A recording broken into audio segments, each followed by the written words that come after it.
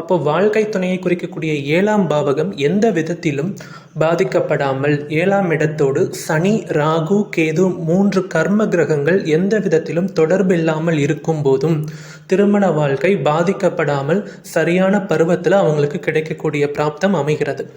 சரி, 7ஆம் பாவகம் திருமணம் ஆகுது.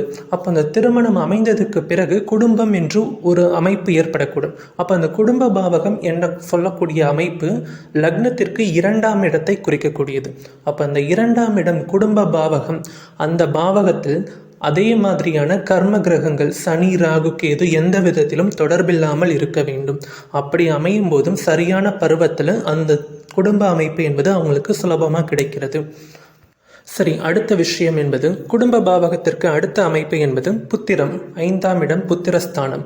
இந்த 5ஆம் இடம் மட்டும்தான் குழந்தை பாக்கியத்தை தீர்மானிக்கக்கூடிய விஷயமா என்று பார்த்தால் நிச்சயம் இல்லை. 5க்கு அடுத்த பாவகங்கள் என்று சொல்லக்கூடிய 7ஆம் இடம், 9ஆம் இடம், இந்த 2 பாவகங்களும் துணைநிலை அமைப்புகளாக ஒருத்தருக்கான புத்திர பாக்கியத்தை தீர்மானிக்கக்கூடிய விஷயமாக இருக்கு. சரி, இந்த புத்திர பாவகம் எப்படி பாதிக்கப்படுது? புத்திர பாவகம் அப்படிங்கிற 5ஆம் ஸ்தானத்தில் முன்னாடி சொன்ன மாதிரியான 3 கர்ம கிரகங்கள் சனி, ராகு, கேது அங்கே அமர்ந்திருந்து பாவத்துவ நிலையில் இருக்கும்போது அந்த பாவகம் தன்னுடைய உயிர்த்தன்மையை இழக்குது. இதற்கு அடுத்த நிலையாக இப்போ 3 பாவகங்களை பார்த்தோம். ஆனால் இந்த 3 பாவகங்களுக்கும்